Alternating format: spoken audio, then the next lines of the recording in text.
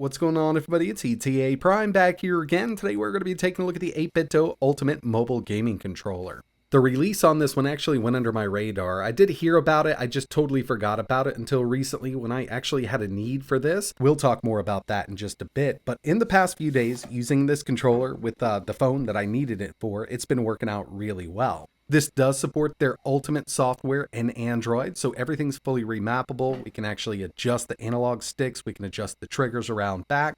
So we do have some customizability with this, and the overall look and feel is really nice. It is coming in at a smaller form factor than other telescopic controllers on the market. When I say telescopic, some people do call these stretchy controllers. What I mean by this is right in the middle, we've got a spring-loaded section. We'll just pull it out, put your phone right in there, it's going to hold it in place. The triggers and analog sticks here are Hall based, so we don't have to worry about any kind of drift, and they feel really decent. Got some nice throw on these triggers around back. Solid D-pad, face buttons feel great. We do have some programmable macro keys around back, or extra buttons if you want to call them that. They can be programmed from software within Android. Overall, not a bad feeling controller, but there's one main thing to keep in mind here. A lot of people out there want to get something that connects over USB Type-C, and we've seen a lot of these telescopic controllers that do that. This is not one of them. This actually connects over Bluetooth, and I purposely picked this up because of that. And the main reason is the phone I'm going to be using this with actually has an offset USB Type-C port on the bottom, and we've actually been seeing this with newer Android gaming phones. This is the ROG Phone 9, and it's got the Snapdragon 8 Elite, super powerful setup here. But I couldn't find a USB Type-C controller that would be compatible with this offset USB.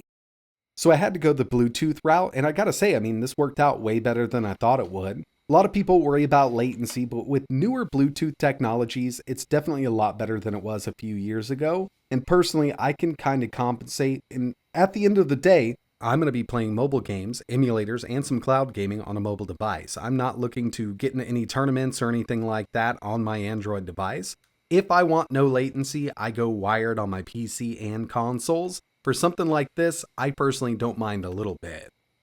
So to pair this up, super easy. We do have a pairing button up top. Just held it for a few seconds, put it into pairing mode, Bluetooth settings from my phone, and there you have it. We're now connected. It is connected as an X input device, so any Android game that supports X input or supports a mobile controller is going to work with this. There are some games out there that don't support mobile controllers, like Genshin Impact, and that's one of them you will need to use a third-party mapper with. I did mention that 8Bitdo offers the ultimate software. Unfortunately with that, there's no mapping software built in, but you can use a third-party app like Mantis. That's one that I personally use. You can use it for free from Google Play. Really nice application for mapping on-screen touch points to physical buttons. But for the most part, there are tons of games over on Google Play that support a controller right out of the box. Obviously, Minecraft is going to be one of them. And on the ROG Phone 9, we can run it up to 160 Hz with this game. When it comes to my new inputs with these Hall-based analog sticks and triggers, this is spot on. It works out really, really well. So for native Android games that support controllers, this is going to work out fine. Emulators that also support controllers, which is most of them on the market right now, it's automatically going to detect that you've got a controller connected. A few of them you will have to map, and that's kind of a given with any controller, like the Dolphin emulator. Cloud gaming, I've tested GeForce Now, xCloud with it, and Steam Link. Personally, haven't tested Moonlight, but through everything else that's worked, I'm pretty sure it'll detect it just fine. And I've been on the stock configuration, but the controller is fully customizable. And like I mentioned, this controller can be fully customized directly on your Android device using the Ultimate software. Now there's one thing to keep in mind, this is really important. You'll need the Ultimate software V2. The Ultimate software is also listed on Google Play, but it won't work with this, so you'll definitely need to get V2. Go ahead and open it up. Since I'm already connected, it's going to show me the Ultimate mobile gaming controller. And from here, we can actually use the controller to select everything. There's a few options. So under test, obviously, it's going to give us a nice little suite we can test with, just to make sure all of the buttons are working correctly. And with this, just kind of makes it easy to see exactly what's going on with the controller itself. We've even got the linear triggers, so we can check out the percentage from here. Next thing we have is the profile, and we can set up different profiles.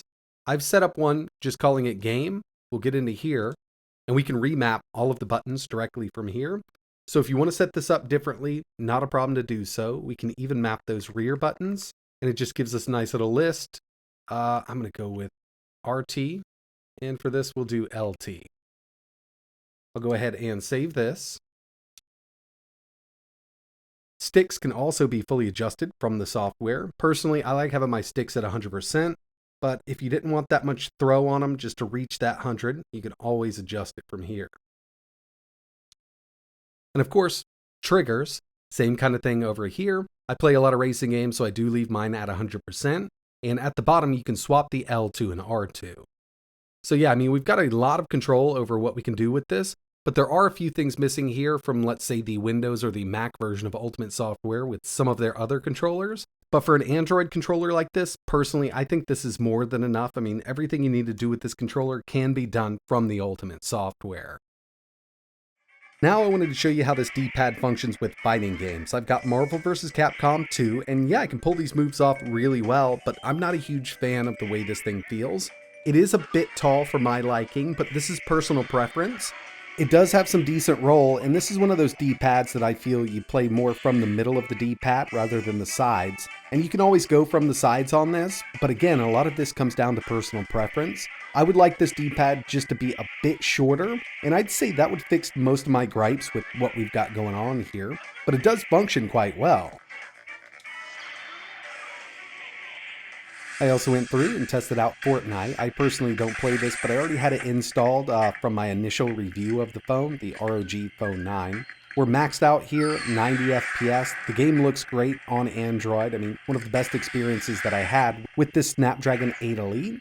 And if you're the kind of person who uses the scope or iron sights quite a bit, given that they are Hall-based, just a little bit of input here, I mean, it's pretty accurate the way it's set up out of the box.